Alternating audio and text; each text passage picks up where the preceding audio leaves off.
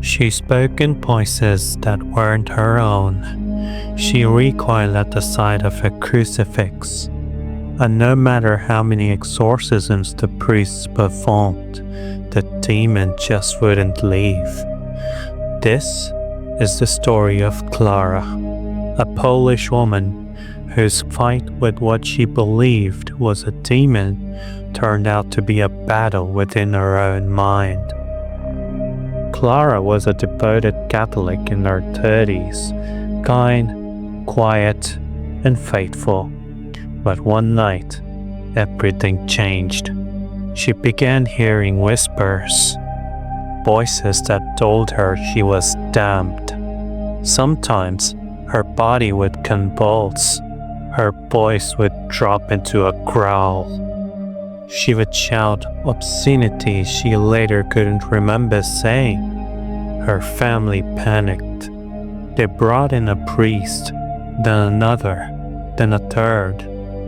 Over several months, she endured multiple exorcisms, long sessions of prayer, holy water, candles, and Latin incantations. But instead of getting better, Klara only grew weaker. Each ritual left her shaking, pale, and terrified. She told her family, "It's getting stronger." When she was finally brought to a psychiatric clinic in southern Poland, doctors found something different than evil spirits. They found a woman in distress. After careful examination, psychiatrists diagnosed her with Possession Trance Disorder. It's a type of dissociative disorder where parts of a person's identity splits off under severe stress, sometimes taking the form of another being. For Klara, that being appeared as a demon, the perfect shape for her mind's fear, molded by years of deep religious belief. Her trances often came during arguments, moments of guilt, or emotional overload. In those moments, she wasn't pretending.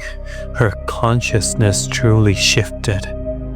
Science calls it dissociation. Her faith called it possession. Instead of performing another exorcism, the doctors did something radical.